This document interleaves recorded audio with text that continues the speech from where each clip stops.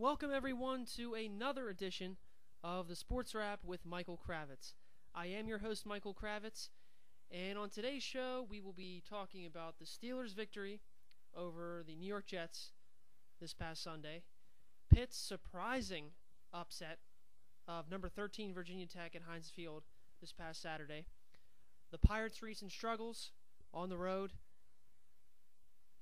the NHL lockout, which started Saturday night, as well as some Pitt Panther basketball talk at the end of the show. So I want to start off the show today by saying I applaud Todd Haley and his play calling on Sunday against the New York Jets. I thought the offense looked extremely comfortable. I thought they were all clicking off one another, and I really don't think they struggled at all, except for in the running game.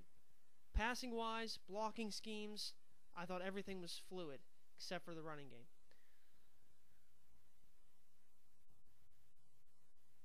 Ben Roethlisberger proves time and time again why he is one of the most premier, and if not one of the top 5 elite quarterbacks in the game today. There were so many times in the game on Sunday where Jets defenders should have had Ben Roethlisberger sacked for a loss, but instead he breaks free of them so simple.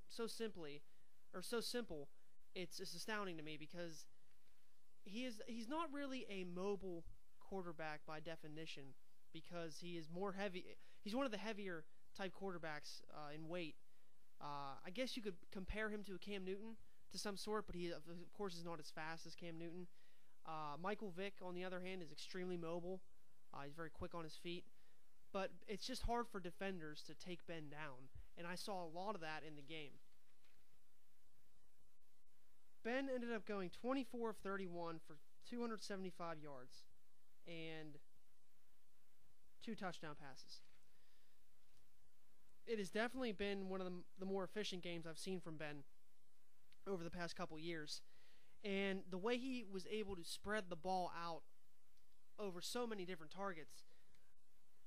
7 receptions by Antonio Brown, 5 by Wallace, 3 by Sanders, 3 by Miller, and then he threw one to Dwyer, Redmond, Johnson, the fullback, Cotchery, Leonard Pope. It's just, they have a nice variety of targets where there's not really too many superstars around them, for the exception of Wallace and Brown. They're your top 2 receivers, but when you have a nice ebb and flow of guys that you can throw in there and you're confident in them that they will be able to catch a ball, that's pretty good. Because with their tight ends, I mean, you got Pope, Miller, and then Will Johnson as the fullback. Will Johnson, the one reception he had in the game on Sunday was for 26 yards. And he had a catch against Denver, which almost went for 30 yards. So he's going to provide, that little 25 to 30 yard reception. That'll definitely spark your team. That'll definitely spark the Steelers if they're going down for a drive. I think Mike Wallace looked a lot more comfortable than he did in the game against the Broncos. He was actually running some routes up the middle, across the seams, which I have not seen him do recently in the past. Of course, he had the deep fly patterns that he ran. But I thought as time goes on, of course, as the season goes on, he'll be able to be more fluid with his routes and also the plays from studying the playbook. But I thought Brown looked really well again, and Emmanuel Sanders. I think he is going to be huge this season out of the slot receiver position, because I think he's going to provide some matchup problems with other teams' nickelbacks, because Sanders, he's extremely fast. I mean, he's not as fast as Wallace and Brown, but he is almost there. And I just think I thought he was going to have a breakout year last year. Of course, he was injured for some of the games. But if he stays healthy this year, I think he's going to be a real factor in the passing game. And for the offensive line, I thought they did a adequate job. Roethlisberger was pressured a little bit for the most part, but but he was only sacked 3 times. And the insertion of Willie Colon now as the guard, his original position is tackle, I don't think it's quite there yet with the running game because Dwyer and Redmond really didn't provide much in the running game on Sunday. Dwyer 28 yards on 12 carries and Redmond 25 on 12. That's going to come with time. And I'm assuming that Mendenhall will be back after the bye week. So they're going to have one more game against Oakland coming up next week where maybe they can get their running game on some sort of consistent pattern where they're producing. The offensive line, though, with Cologne there, I don't know if it's going to be as effective as it would have been if David DeCastro was still in at guard, but it's not horrible. And Sean Kugler has always had to work with a patchwork offensive line, so I don't think they're going to struggle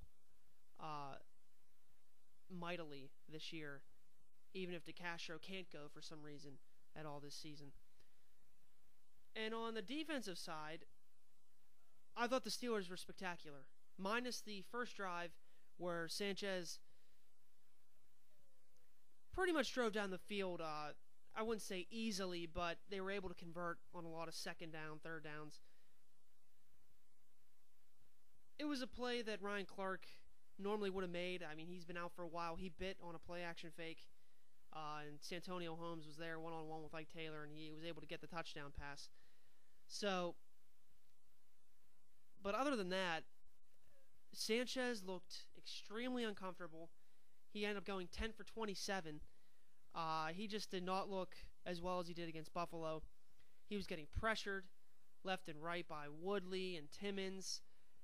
The defensive line did a heck of a job. And the secondary was there too. Ike Taylor played a good game. Ryan Clark, you can see why he is so important to this team. And even though Polamalu and Harrison were not playing, the defense stepped up and they played extremely well. And of course, Sean Sweezum, perfect once again, 2 for 2. He's 4 for 4 on the year. I think he's going to be an automatic kicker this year. I know he's had his struggles last year, only converting on about 73 to 75% of his kicks, but I think he's going to be there. I think he'll be perfect from 49 yards and lower. I think he'll be all right beyond the 50-yard distance. I'm not going to say he's automatic from there because I haven't seen that from his kicking game in his career yet, but I think he's going to be a good quality place kicker that'll probably win the Steelers some games. He kicked 2 in this game, helped the Steelers. Of course, they beat the Jets 27 to 10, and I especially thought that Larry Foote played another great game. And he's one of the older guys on the defense now, with Ferrier and Smith being gone. He's one of the leaders, and he is showing that it looks like he's the youthful Larry Foote that we saw back when he was with the Steelers during the Super Bowl 40 run and Super Bowl 43. If he keeps playing the way he is, I mean, I'm not saying it's going to go the whole season because obviously age does kick in, but he keeps giving all of his effort like he has been. This defense, especially the linebacker core, it's going to be a force to reckon with in the AFC. And the one thing, though, that I had a lot of problems with when I watched this game were the replacement refs. There were so many interference calls against the Jets and the Steelers that were totally wrong, weren't even close to being pass interference. The one play in the third quarter where Ike Taylor was defending Santonio Holmes caught the ball, and then Ike Taylor put a clean hit on him, and he lost the ball. It wasn't a fumble, so it was an incomplete pass. The refs threw the flag and said it was pass interference. I don't understand how Holmes can catch the ball and then get hit. Wasn't helmet to helmet. They end up calling it a pass interference. That I was astounded by that. Thankfully, it didn't hurt the Steelers at all. The Jets had a punt on that drive. And then there were questionable holding calls. And it seemed to me at the beginning of the game, the refs were being intimidated by the players and coaches to throw the flags. And they end up throwing them anyway. because I specifically recall Holmes was saying about a holding call. He was very emphatic about it being holding, that he was like pretending to rip out a flag, saying throw it, and all the coaches on the sideline were doing it too, and then the ref decides to throw the flag. These replacement refs are being bullied and intimidated pretty much by the players and coaches that they're replacement refs, so they don't know any better. They're gonna throw it because they're easily influenced. I think, and especially in the Monday night game last night with the Falcons and the Broncos, there were so many missed calls, and then so many calls that should have even have happened, that the Roger Goodell needs to just pay these refs what they want, because it is hurting the integrity of the game, and it's affecting the outcome of the game.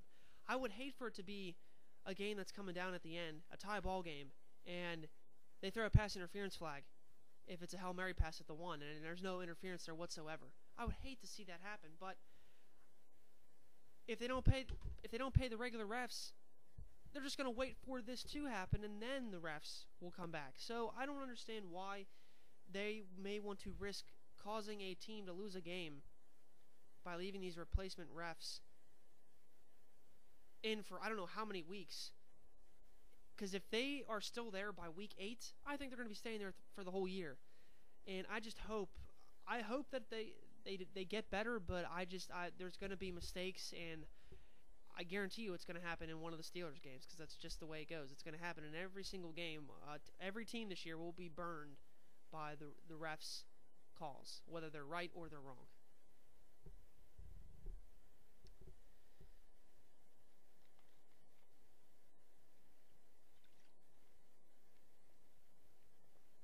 One of the other surprising results of this fun-filled sports weekend here in Pittsburgh was Saturday afternoon at Heinz Field, where the 0-2 Pitt Panthers beat the 2-0 Virginia Tech Hokies, who were ranked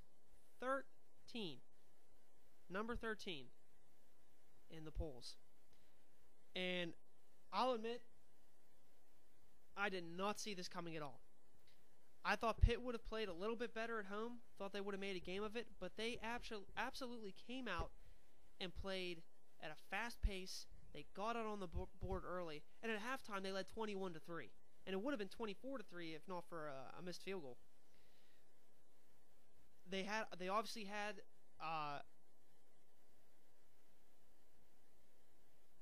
I guess you could say they had high emotions going into the game, because they knew, okay, we're playing a top 25, a top 15 team here at home. The crowd's going to be there. It was almost a sellout, and this is a chance for our season to not be lost, because after losing to Youngstown State and Cincinnati, 2 embarrassing losses, this is a chance to turn their season around, and they did so. They ended up beating the Hokies 35-17, and I thought, now I wasn't able to see the entire game, but I thought Tino Sunseri played one of the best games in his Pitt career. He ends up going 19 of 28 for 283 yards, 3 touchdowns, and a pick. That earned him the Big East Offensive Player of the Week. And he did not make the stupid decisions that he made against Youngstown State and Cincinnati. When there weren't plays there when there weren't passes there, he decided to tuck the ball, run, whether it be running for 2 yards or just running out of the pocket and throwing out of bounds. That's what he did. He did not make any stupid decisions. Along with the Pitt running game, Ray Graham, coming back from that knee surgery, 24 carries, 94 yards, 2 touchdowns, and he also added another touchdown receiving. So 3 total touchdowns. He looked spectacular. And he might not even have been the best running back of the game. Hopewell graduate Russell Shell, 23 carries, 157 yards. Definitely the best game of his young career. And they have a legitimate 2-headed monster in the backfield. And along with Isaac Bennett, the sophomore, who is no slouch either, they have a great tandem at running back, and I think they can do a lot of damage in this Big East Conference. Graham should be there next year, as well as Shell and Bennett. I think it's going to be something that will really get this fan base invigorated with the next couple years with this running game, because they have the ability to be one of the top rushing teams in the nation. If Shell and Graham just play at the pace that they're capable of.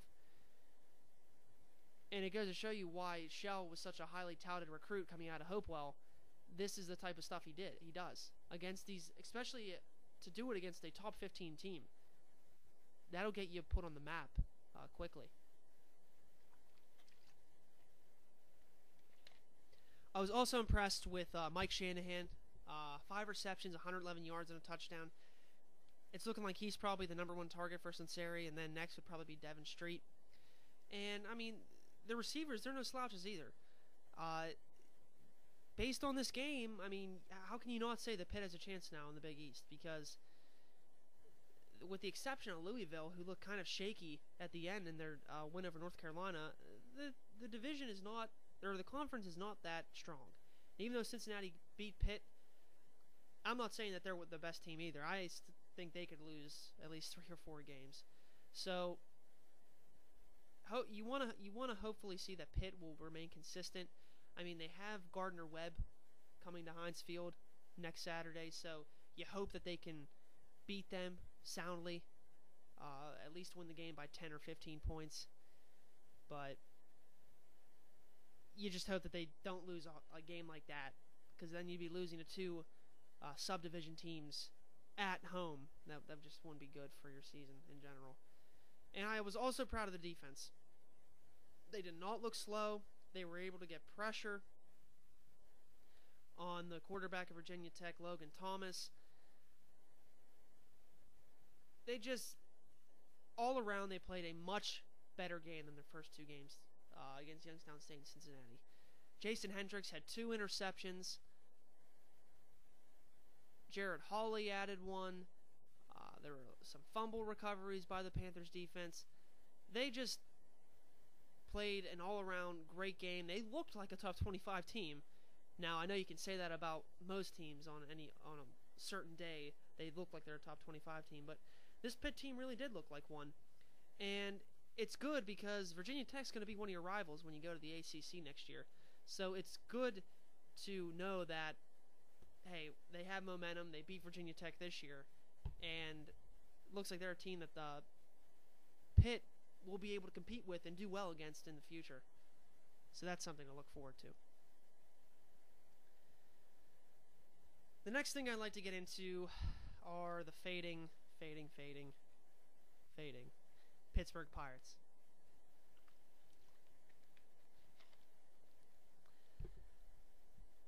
Going into the 3-game series against Cincinnati, the Pirates knew, okay, this was it.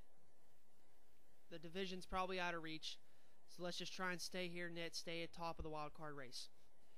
They end up getting swept by the Reds, and they end up getting they split the 4-game series in Chicago. The game against the Cubs on Sunday was utterly atrocious. They had leads of 6-1 and 9-5, and they end up blowing it after Jared Hughes gives up a grand slam to Anthony Rizzo in the bottom of the 6th to give the Cubs a 10-9 lead, and they end up winning the game 13-9. Friday night's game, their offense just didn't have it either. They lost. And then Saturday, barely holding on, 7-6. The bases were loaded in the bottom of the 9th, and Hanran got the strikeout, but they barely survived. They snapped a 7-game losing streak, and last night, after a 3.5-hour rain delay, the Pirates do get the win. The game was about 2:30 in the morning. I actually fell asleep around 1:30. I couldn't stay up for it. It was the bottom of the 6th. Correa pitched a 2-inning gem. Him, Grilly, and Hanrahan finished it off, and they won the game 3-0. So it was good that they ended the horrible road series on a high note. But the big thing for this team is that their pitching has to remain strong. The bullpen looked really bad on the road. Starting pitching, as some starts were suspect, and you just hope that they can just pitch well enough to give their offense a chance, because their offense has been producing. If their offense can get at least 4 to 6 runs a game, I think they can win because their pitching, I think, is good for 3 runs or less per game. And if they can just keep a good mixture of the two, they will be in this wild card race at the end. Now, as you look at the updated wild card standings, you have the Braves at the number 1 spot with a 5.5 game lead over the Cardinals. They pretty much have the first spot locked up. Next is the Cardinals. Then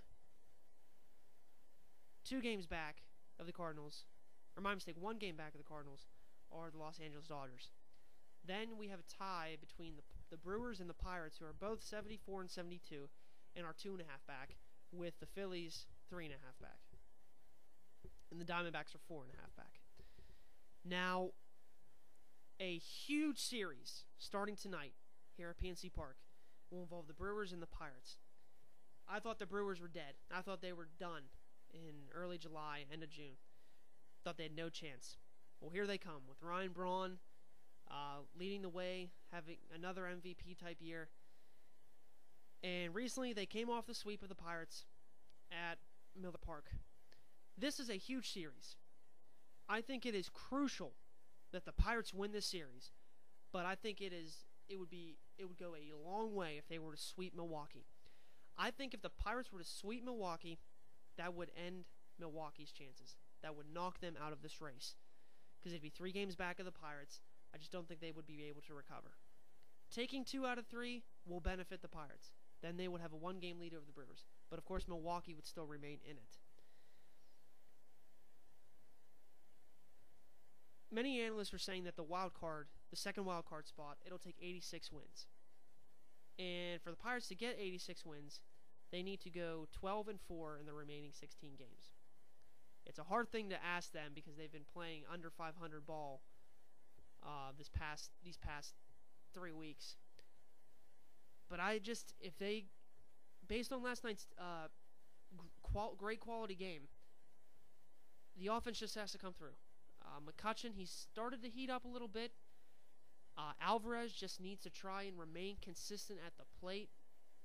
Needs to provide that power, same as Jones. And Marte has to get it going. He was a triples machine at Wrigley Field this past weekend. And with Neil Walker coming back, you just hope that this solidifies their offense and that they won't drop any eggs in any of the remaining games this year. One of the big things that came out of this past weekend was that James McDonald has been taken out of the rotation. His spot will be replaced by Kyle McPherson, who Pirates management really wanted to give a chance. They wanted to look at him, see how he would do, and he's looked really good to me this year in his relief outings. So I think it's fair to give him a chance. Now, whether he will remain there the rest of the season, because if he does, he'd probably get 3 starts. If Karstens is ready, I would say you put Karstens in there. But for right now, Karstens is still pitching out of the bullpen. I have a feeling, though, with Jeff Locke, he hasn't looked as good as I thought he would have looked. So I think you would put Karstens there in Locke's spot, and then leave Correa in the rotation, because he pitched great last night. I was struck out the first 4 batters he faced, and he looked good to me, and I think he will give them one of the best chances to win when his turn comes up in the rotation.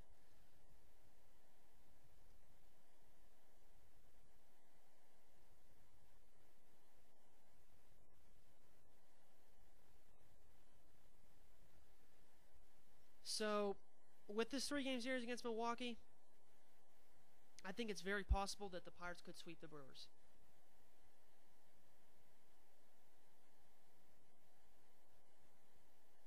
And on the other hand, some people are going to say, oh, I could see the Pirates getting swept by the Brewers. I don't see that happening, because I think this team, they will at least win 1 game. And I think they'll win 2 at least.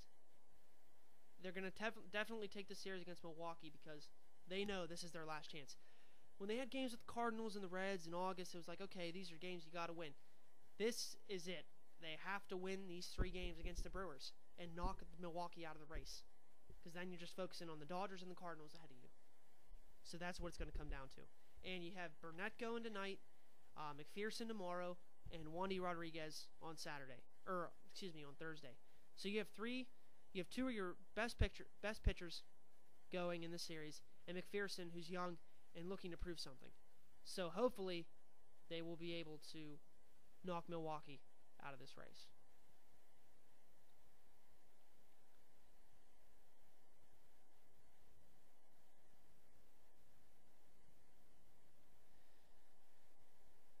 And I would also now like to talk about the NHL lockout. So far, the owners now have not decided to pay the players, which is beyond me. I don't know why. This is not the right time for there to be a lockout. Personally, I don't see them starting the season until right before the Winter Classic, because that's a chunk load of money, and they do not want to miss out on one of those. And it's bad for the sport because hockey, of course, is behind baseball and football, and it's probably behind basketball. They wanted to market this sport for the United States, for it to be popular again. Many thought that with the comings of Ovechkin, Malkin, Crosby, that the NHL would be really popular. It has increased in popularity, but it has not been at the levels that they would like to see. And obviously, though, within those states, within this cities of Washington and Pittsburgh and even Chicago and Tampa Bay with Stamkos, you have seen the increased popularity. Fans are showing up to the game. They care about hockey. It's just overall, it's not where it needs to be. Hockey is the sport that gets the least amount of exposure on SportsCenter all the time on ESPN, and it's frustrating for me as a huge hockey fan, because I think hockey deserves to get equal time, even though ESPN does not carry any of the games like they do with basketball and football and baseball. But you think of hockey, the automatically assumption is like, okay, foreign players. There are a lot of foreign players on the Penguins, and that's something that my own father said to me, like, oh, I would be okay without a season of hockey. I can understand him for that, because when he was growing up, hockey was not popular.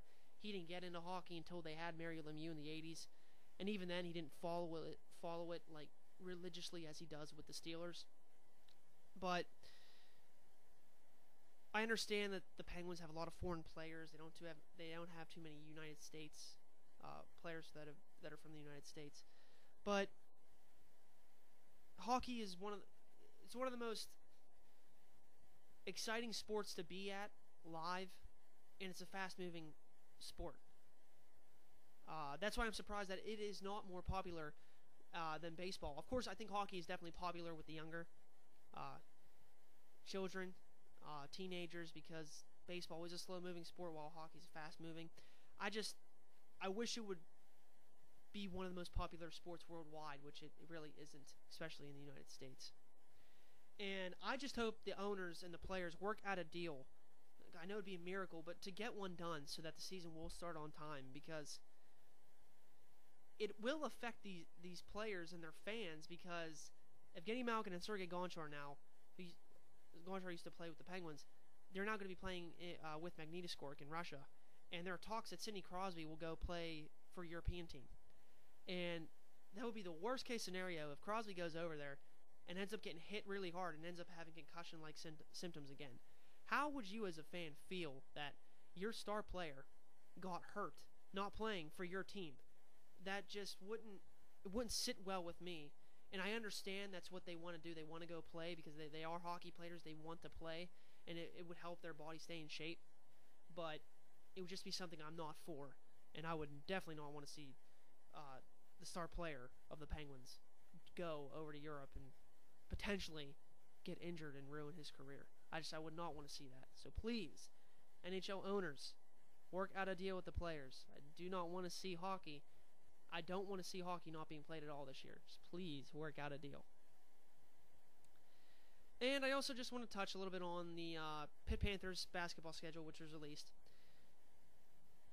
It is possible that the Panthers will not play a top 25 team in their non-conference part of their schedule. The only chance they would have is they are in the preseason NIT, and most likely they would get to Madison Square Garden for the semifinals, where they will possibly play Kansas State or Michigan or even Texas, and one of those teams would be a top 25 team probably at that time. But other than that, I mean, they have the likes of Duquesne, Detroit, Howard, Oakland, North Florida, Bethune-Cookman, Delaware State, Kennesaw State. And so, in other words, they play a lot of cupcakes. So, hopefully they can win most of those games, so that way when they get to conference play, they won't be overwhelmed and like have a horrible schedule to start off the conference. They start off on December 31st, New Year's Eve, hosting the Cincinnati Bearcats. Remember, they lost to last year. They will have a home-and-home series with Marquette.